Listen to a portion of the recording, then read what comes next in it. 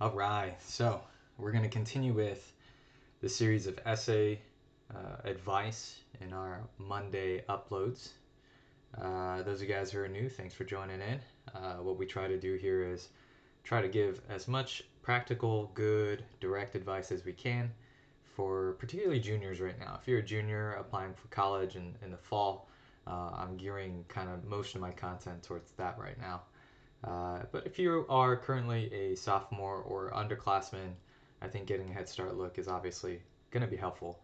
Uh, yeah, today I'm going to show you a PDF that I found, a book essentially, but it was given out by bths.edu. They turned it into a PDF for everyone to see. It's a simple Google search and you'll be able to find it very quickly. And what it is a let me switch to it right now. What it is a book about 50 examples of successful Ivy League application essays. It's written by Jen and Kelly Tanabe. What I want to focus on is not a video of 50 essays, guys. Maybe I'll pick a couple apart from here and give a separate video. But I want to just present this link and then also go over the top 25 mistakes that they start with. So if you scroll down on the PDF, I'll link this in the description below. Please support, just link that. But they begin with this like 25 mistakes that guarantee failure. And I want to go over the 25 and then leave the rest. If you scroll below, there's a bunch of essays. They even give an analysis. And I've read through all of this, guys. I think they're spot on. I think they're honestly spot on. So you could get so much by studying this. Parents, if you want to encourage your students to start developing the EQ and the IQ and the communication writing skills that's necessary to reach higher schools, this is an excellent source. I think going through maybe one essay and then an analysis at dinner time, oh my gosh, I think that would, they may hate you for it. Students, try not to hate your parents for encouraging that. Because honestly, if I read this kind of stuff when I was a sophomore and a junior before I applied, I'd have so much better of an understanding, so much more range of what I could write. Just the phrasing, the approach, the different type of analogies that students use as examples here that then give you personal ideas, all of that, the analysis, all on point. So hopefully you'll find this to be useful. And then if you're currently a junior, you're going to ingest this. You're going to make this a key part of your weekends, I hope. Okay, but let's just go over the top 25 mistakes that I point out and see if I can give you my thoughts or opinions about what I think, or what, just to agree or disagree, or to add some comments based on my experience. So here we go. So the top 25 mistakes that will lead to failure in your essays. Number 1, trying to be someone else. This may sound very obvious. Let me double check we're good. Okay, this may sound very obvious, and well, it is, but you'd be surprised at how many students don't heed this simple piece of advice.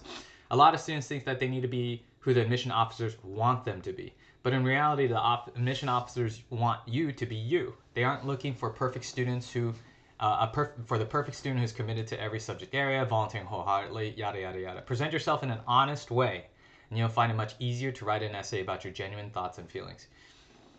I absolutely agree with this, but then at the same time, I think that this advice is not, it doesn't lead to solutions or applicable like actions for about maybe 30, 40%, 50 maybe, 50, about half of my students. And the reason why is because when you tell them, be yourself, don't try to be someone else. The truth is about half of the students don't know who they are. They're like, I don't know who I am. So let me explain that. On the one side, if you're trying to be someone else, this is what you sort of sound like, and raise our voice and empower others and help the underprivileged. Like, you're using these generic phrases that are not wrong, but they're very shallow. And it's like you have imprinted upon yourself the same philosophies and ideologies that are taught in school. And to a certain degree, that's important, but there needs to be an element of personal introspection, reflection, agreement, disagreement. A lot of students don't have that. They're so busy burying themselves into their books and burying themselves into the academic expectations and pressures. They haven't spent the last 2 or 3 years of high school reflecting. It's also a social thing. My favorite example of explaining this is I went to high school where there was this guy that just was very good at doing yo-yo, like the yo-yo toy.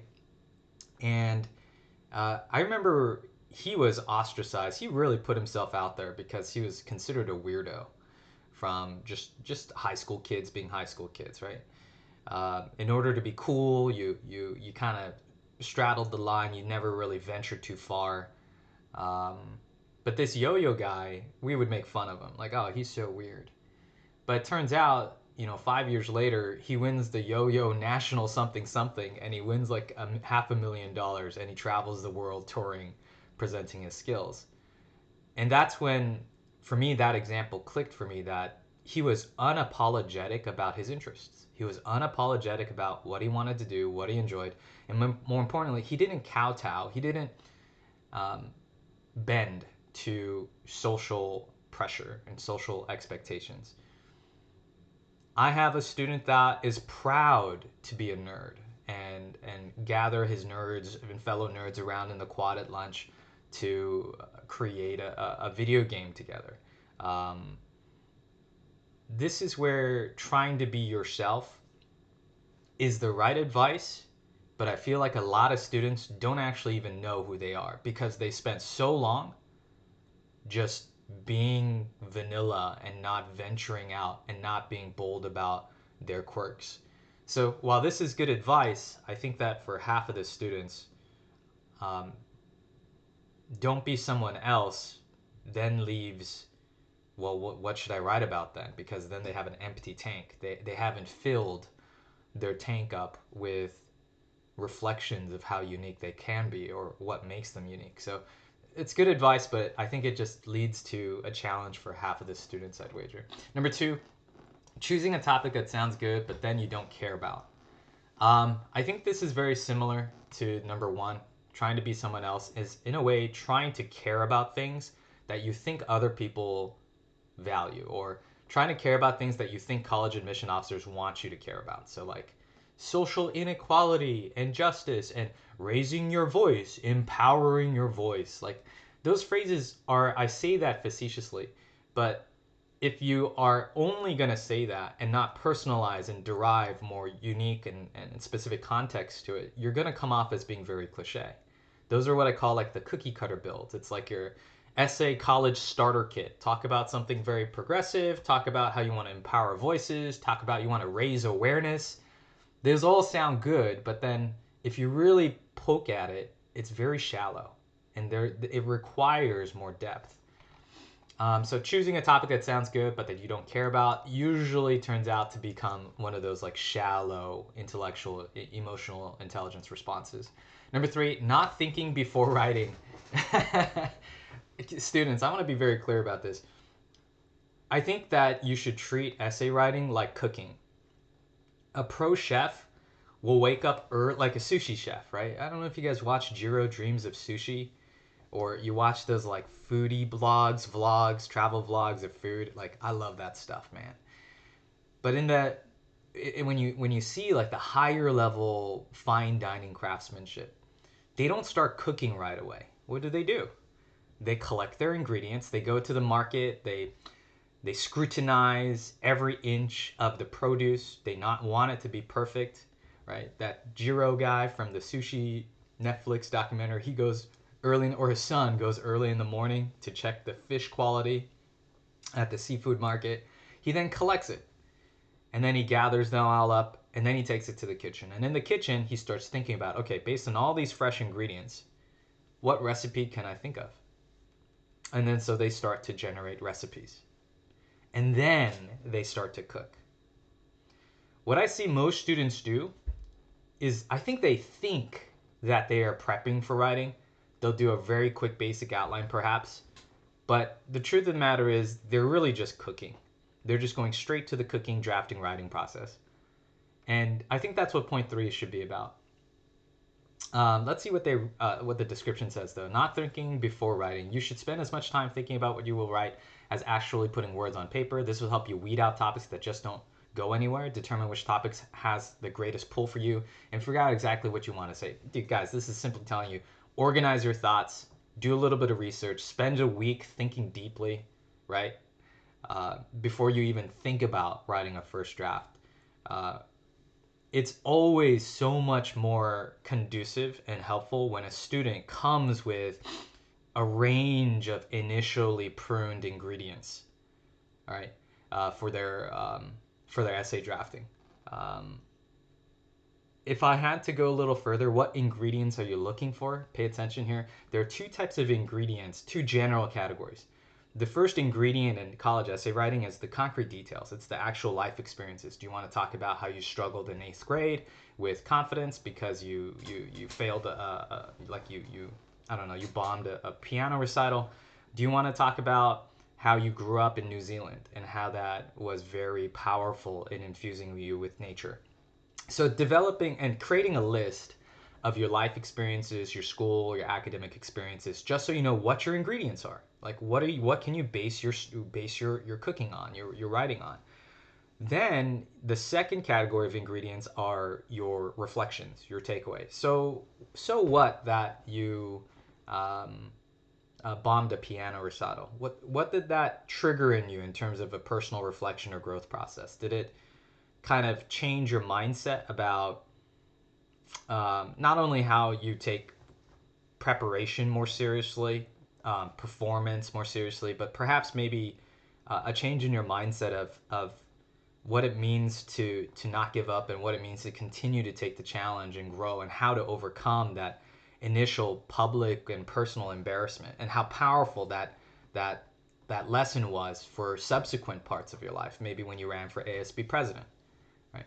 Or maybe when you're talking about the New Zealand, being infused in nature, maybe that's a concrete detail, a life experience, in which case you reflect upon uh, how motivational that was and how foundationally motivational it was in helping you see the type of scientific problems you want to pursue, whether it's climate change or let's say like habitat restoration.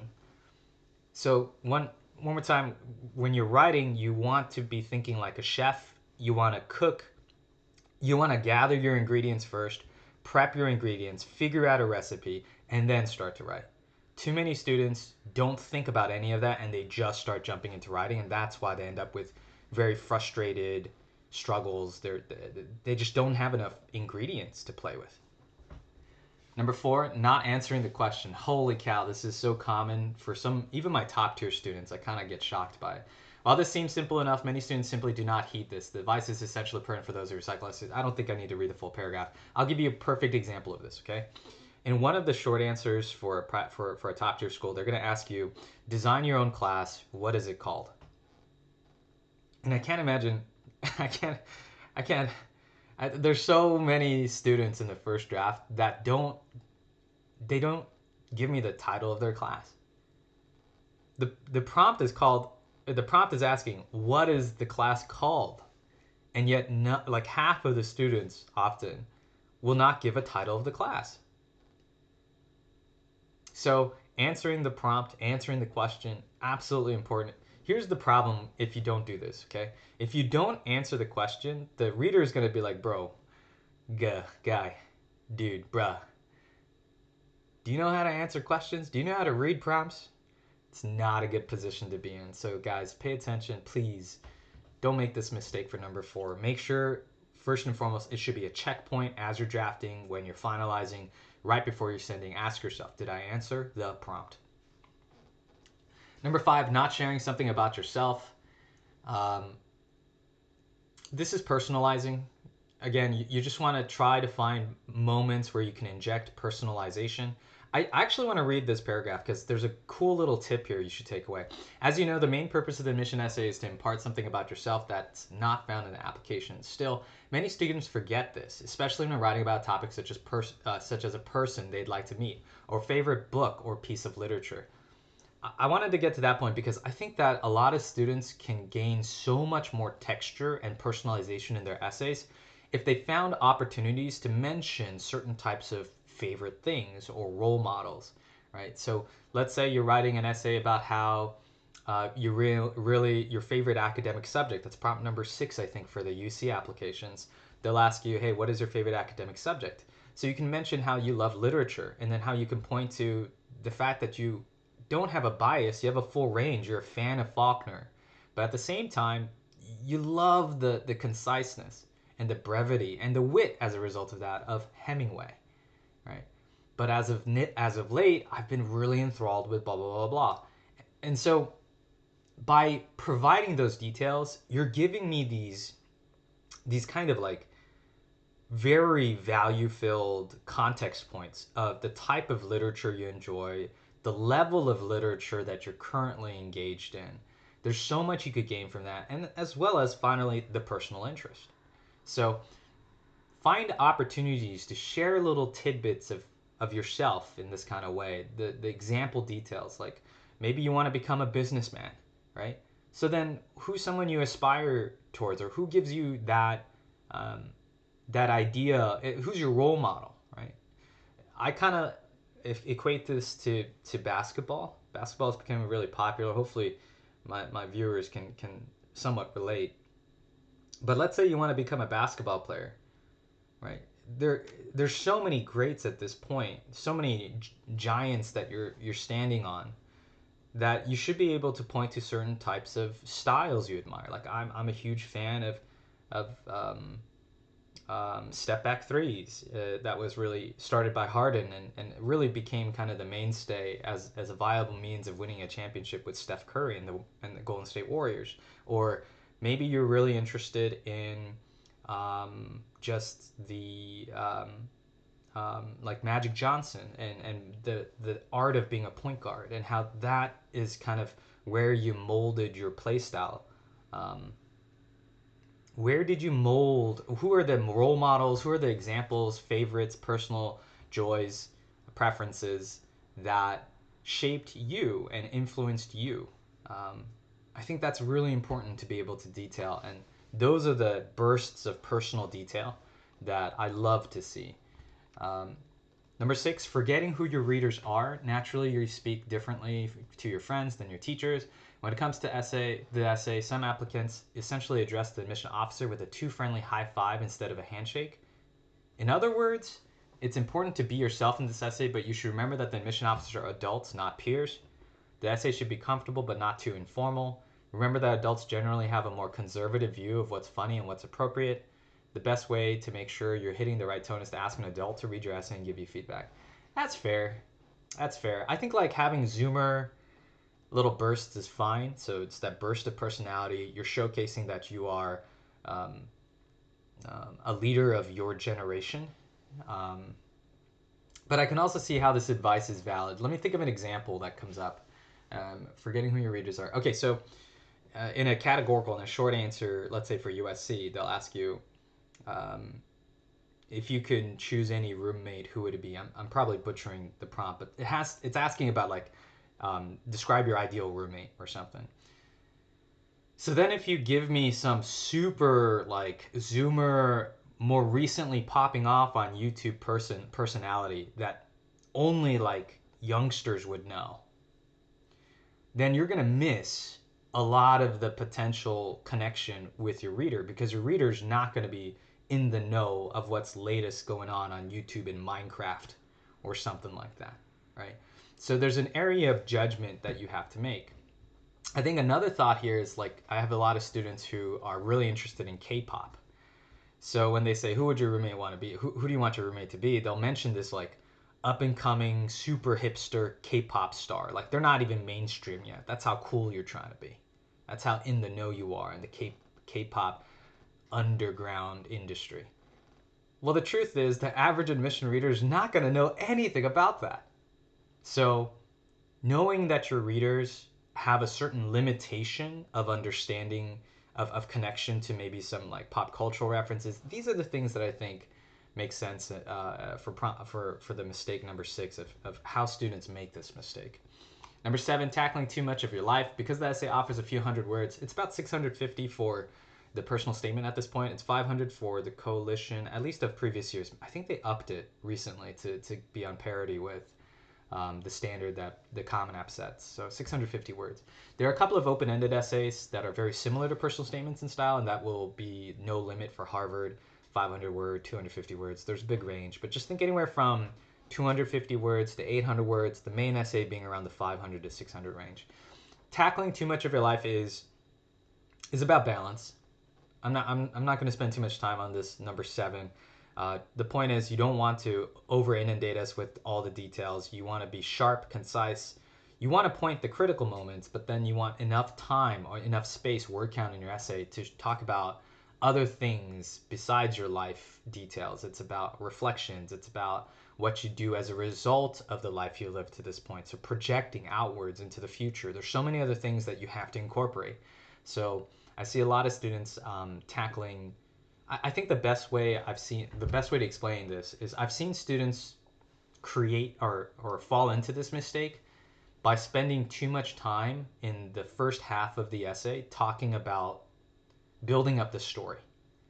So it's about balance. Number 8, having a boring introduction. Just have a hook, guys. Some hooks are meant to be very direct and formal. Other hooks are meant to be very shocking. There's Hollywood hooks where you start with an action scene, right? Explosion and blah, blah, blah, blah, blah, blah. But I think number 8 is pretty self-evident. Have a hook. Number 9, latching onto an issue that you don't really care about. This is you being genuine. Do you really care about empowering and raising voices of underprivileged children? If so, prove it to me. If so, get more specific to me. Otherwise, don't just tell me that you go once a week to volunteer, and that's very generic. All right, so latching onto an issue you don't really care about. This is where, again, this is an example mistake where I think students, about half of the students, won't be able to apply this and move on and get value from this. And the reason why is because once you strip away from an unprepared and less capable, or not capable, just an unprepared student, hey, let's take away all these cliches. Right, what do you have that's more personal and more genuine? They're gonna be empty.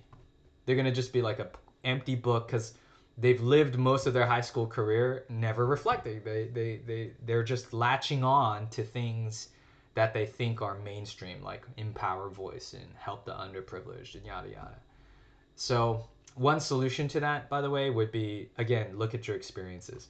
Try to find activities that could showcase a bit more of a concentration, a bit more of a specialized area. So for example, let's say instead of we should empower the voices of underprivileged women in the world, right? Maybe you can focus specifically on empowering them and seeing how that really is a question of economics and how that's led you to see the different types of economic factors and policies implemented by more of the progressive countries around the area that maybe we can learn from and that's inspired you. Another example I use for this is don't tell me you want to go to the moon just because everyone's hyped and you don't want to FOMO and yeah, let's go to the moon. The way you fix that is to ask yourself, okay, what have I done in my activities that can lend to that grander generic public goal? Okay, I'm a chemist. Okay, as a chemist, I can help design the rocket fuel to be more efficient to get there. So now you become more interesting because you're not being generic with, I want to go to the moon like everyone else. You're saying, I want to go to the moon. And in order to help, I became fascinated and I applied myself to my passion for chemistry. Because I see through that, there's a window where we could potentially create new rocket fuels that are environmentally friendly, more powerful and capable to actualize and to realize that goal and get us there. So it's the part you play in the grander whole that would be something I would advise or help students think about when they don't have an issue they really care about. Okay, I'd say 50% of students, they're shallow. They just don't have an issue they really care about. It's just cookie cutter stuff that they picked up and they would regurgitate to get away with when they were asked this question. But now that the question is real and in the essays, this is what separates the sheeps from the wolves. Whether you have that deeper intellectual, social community understanding and the role you play in it based on what skills and what experiences you've accrued throughout your life. Number 10, resorting to gimmicks. I don't really have a comment about this. I think gimmicks are generally super risky, and it's a matter of balance. So let's say, what do I mean by that? If Stanford gives you, let's say Stanford gives you 5 to 8 questions, 250 words, bunch of short responses. Let's say in total 8 different prompts or responses. Of those 8, maybe 1 or 2 can be super gimmicky. They could be super fun, um, boisterous. Um, but if you're relying on one essay and you want to go with one gimmick for that, that's super risky. Generally, I avoid it. Try to be more genuine. So being genuine, I think, is inherently antithetical to being gimmicky. So when in doubt, being genuine is the key. And it's like I'd bet on being genuine to get you in over being gimmicky to get you in. Trying to make too many points. I think this is the same thing as tackling too much of your life. It's like very similar in vibe. Um, the key is not to over inundate. It's to be broad at the start, but get specific. So here's the thing I've been teaching students. You want to think of your essay kind of like the shape of an hourglass. So an hourglass is you begin very broad, right? And then you narrow in the middle towards something specific. The waistline gets very specific and poignant, and then you broaden it back out into your life, right? So having too many points is where in the middle of your essay there's so much you have to go through that you don't have that waistline. You don't have that point where you're getting critical and specific in the middle end of your essay. So try to make sure that you are being broad to specific. Don't be broad and don't cover too much. Focus on 1 or 2 key turning points or key elements that triggered your growth. Not being specific, I think this is obvious for number 12, just more details. Details give me textures. Textures makes it interesting to read. Number 13, crossing the line. Okay, this is really good. Some students take the advice to heart to share something about themselves, but they end up sharing too much. So the question really is, what is too much? So if you go down in the second page, there have been students who have written about getting drunk, feeling suicidal, or pulling pranks on their teachers. It's possible that in the right context, these topics might work. Possible might. There's a lot of conditionals there. For example, if the pranks were lighthearted and the teachers had a good sense of humor about them, that's acceptable. But for the most part, these kinds of topics are highly risky. I absolutely agree with this. But Jay, I want to be my genuine self. I want to talk about how I overcame depression when I was in 9th grade and how that then triggered my growth towards going into psychiatry and going into student therapy, where I do texting and calling for people across the nation who were under emotional distress. Okay, in those kinds of cases, I think that the argument there is if you can show very clearly that your issues are not a liability, right? If you turn them from weaknesses into strengths to a certain degree, then I might be cool with that.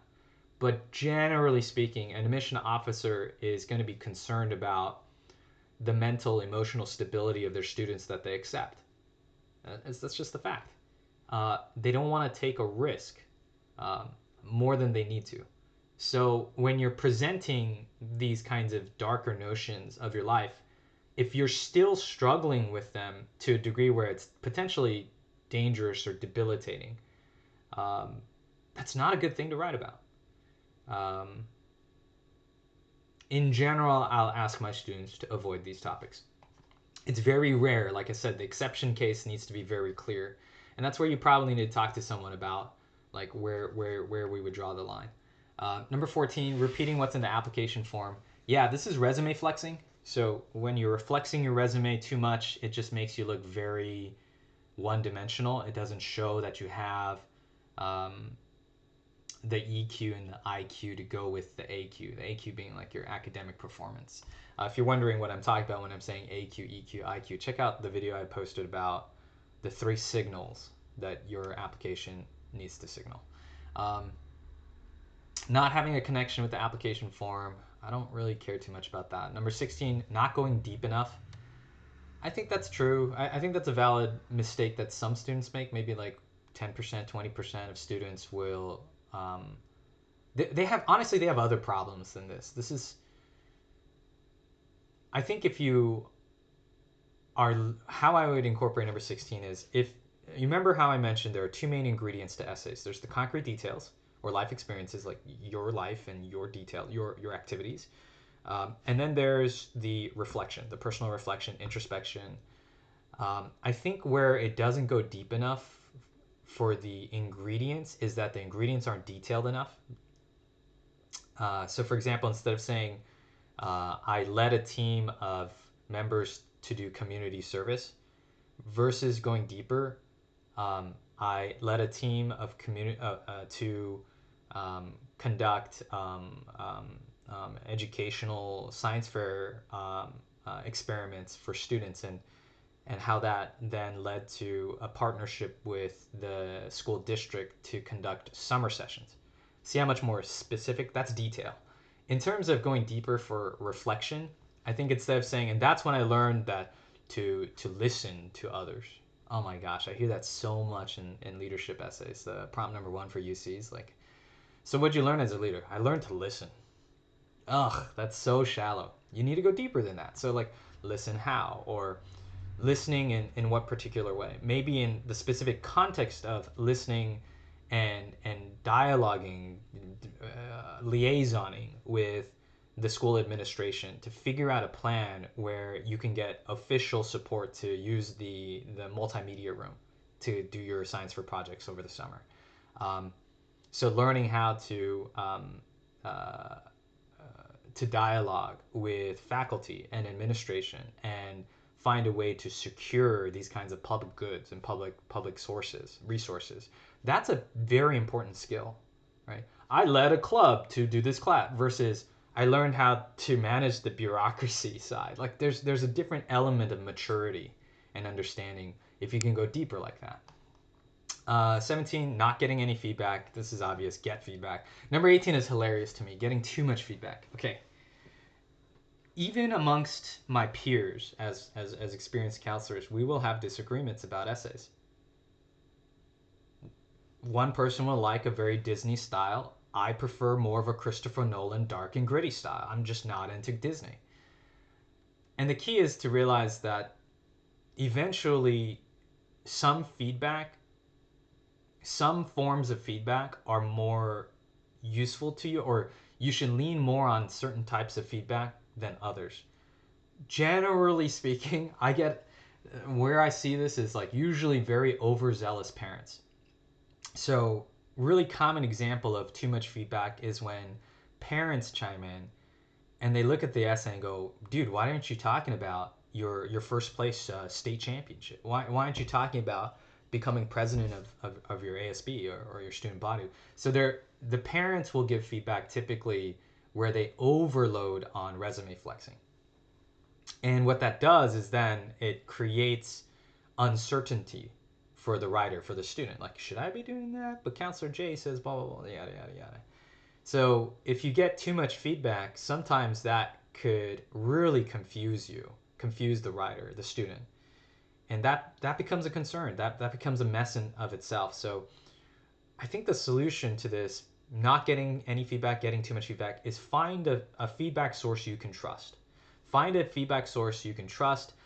Find a feedback source that allows for other feedback, but ultimately has and can convey to you the confidence that their feedback there's like pros and cons to certain feedback. Because there's rarely a time where I'm gonna say, if someone else gives feedback, I'm gonna look at theirs and be like, that sucks. It's rarely like that. For me, it's like I see where that other person's feedback is coming from, because what that would do is that would make this signal stronger. And then it's about evaluating which of the feedback you want to choose. Eventually, if you run into enough people you trust to receive feedback from, you're now creating for yourself not a situation where you say, who should I trust the most? That shouldn't be your case. It should be, okay, based on all the different feedbacks I got, if I apply this feedback, this is the signal, or this is the way that my essay is going to be stronger. Versus if I do this feedback, this is how it's going to be stronger instead. It's going to be stronger towards developing EQ rather than IQ. So you end up realizing, really, if you surround yourself with good feedback, you're giving yourself options to choose which way you want to customize your essay build. That's all it is. It's not about who's more right, okay?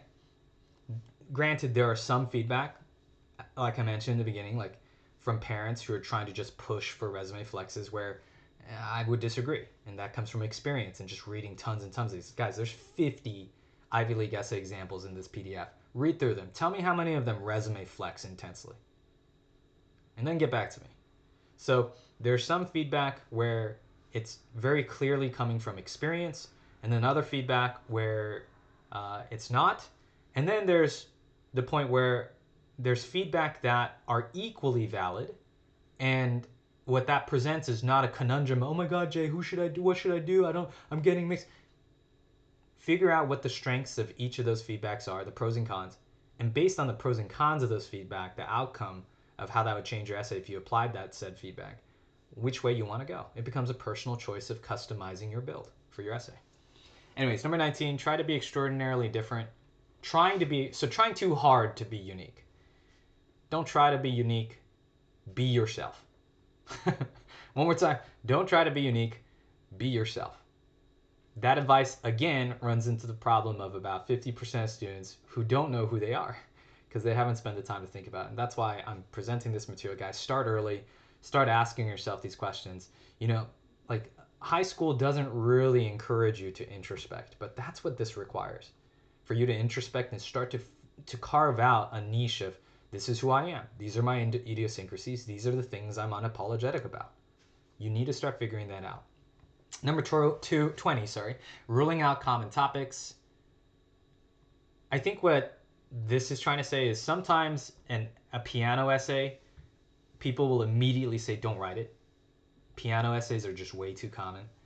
But I think rule number 20 is saying, hold up a minute. There's a small chance that actually writing a piano essay might be in your best interest.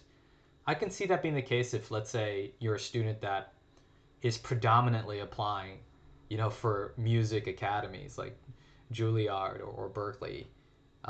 Those are obvious, right? But let's say you're not. You're applying for a regular university, but one of your strongest activities is piano. Then in that case, maybe we have to go with piano just because of how your activities and your application is built. I have an opening. I'm open to the ideas of writing common topics. Remember, I have a saying, cliche is not what you talk about, what you say, it's how you talk about it. I've seen a lot of piano essays in my life that suck because they're super cliche. But I've seen occasionally piano essays that just completely surprise me and make it just thoroughly enjoyable. So I'm not opposed to common topics so long as you can write it in a unique way. Cliche is not what you say, it's how you say it. 21, forcing humor. Forcing humor is, I do associate humor with intelligence. So if you fail to be humorous, that's more of a negative than if you just avoided trying to be humorous and writing something more sincere. So the safer bet would be to go with sincerity. I think if you're going to go with a sense of humor, there's a higher ceiling of appreciation from a reader. So it's like the higher level you can grind towards of including humor into your essay. But if you force it and you're not capable of it, it can backfire on you. It can completely go over people's heads, readers' heads. And so I think this is where you need some feedback on whether you are being genuinely funny. Also, make sure that your sense of humor is more elevated. I don't want, Zoomer humor. I'm looking more for maybe intellectual humor or something like that. The Costco essay, guys, I uploaded a video for the Costco essay. That is humor done immaculately. I think the humor there is a perfect blend. So check that out if you haven't. If you're wondering, Jay, what's a good sense of humor in an essay? Costco essay has that. Number 22, writing the essay the night before it's due. Don't procrastinate. Again, I think that you are painting a picture. Actually, how would I phrase this? Because I'm thinking. I think writing essays, you want to give yourself at least 2 to 3 months in advance of the deadline. So if you're applying early, right? Let's say you're applying early decision to Columbia, November 1st. Then you want at the very least to start in August. I would be a little concerned about that just in case and start probably in July. But you want to give yourself 3 months because your essay writing evolves and grows. It sometimes takes a week of thinking on a draft to then realize, oh, I can try this instead. And it's that perpetual process of tinkering that is so critical to developing a strong essay. So many students attempt to do, there's a deadline for a first draft. Okay, I'll write it 2 hours the night before. Most of the times when students do that, it just ends up really crappy. You remember, it's a process. It's a cooking process. You got to spend the time to gather the ingredients, think about it, ponder it, prune it. Think about the recipes, how I'd organize it, how I'd start it. Should I start with a Hollywood intro? What tone should I approach it with? Should I include a sense of humor? Is there something I can mention that could be humorous? You're thinking about all this and you're kind of molding it and growing, evolving your essay as it goes. Your essay evolves. That's why time and spending time early is important. Failing the thumb test, I think it's just a gimmicky test, but still a good one. As you are writing your essay, place your thumb over your name.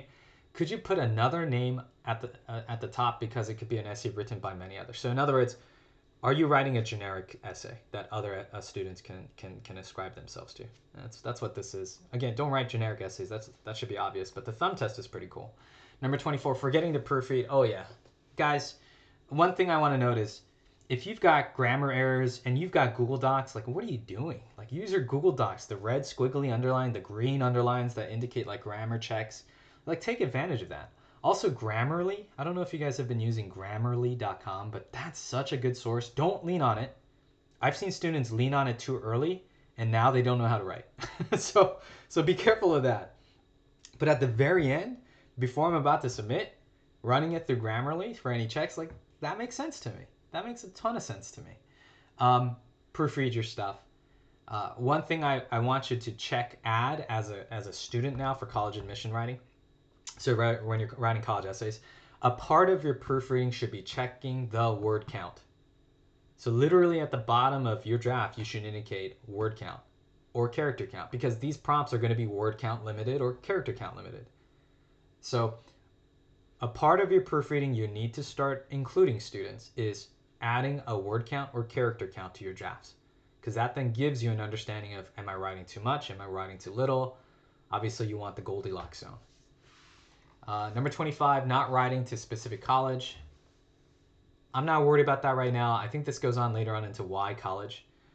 There's some examples of this. Like, I think UChicago is a great example of a school that gives you prompts that are begging you to be creative, intellectually spunky. And so I can see number 25 being advice, caution of, don't just write the same way for every college. There's some colleges where they'll give you a prompt that clearly requires a different approach. And maybe if I go into supplemental essays in the future, I'll be able to pinpoint some of those out. And lastly, I thought it was only 25 mistakes, but here's a bonus 26. Not spending time on the rest of your application. This is absolutely true. Your essay is not the only thing that's like type up, write up work. There's also the activity section. I think it's like was it 150 characters, 140 characters? I forget exactly. 140 characters, 150 characters describing your extracurricular activities. The additional information section, the additional academic information section. There's a lot of places where you have to also be crafting your responses, not just the essays. And I feel like a lot of students will fall short on crafting their application activity descriptions in a way that's powerful, appealing, captivating. So that's good advice at the very end there. Yeah, that's the 25. I hope that this video is not going to get too much longer, so I'm going to stop here. After you read through those, tons of good essays. Some Q&As, really useful to read through. But then if you scroll further down, it goes into the essays. When I was 4 years old, I fell in love. Oof, I love that intro. It was not a transient love one that stayed blah, blah, blah, blah, blah. And then as you read through, You get the analysis.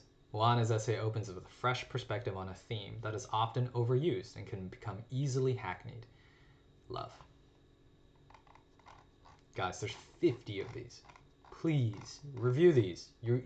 If you grind through all of this, you will level up. You'll level up to diamond as a high school essay writer for college.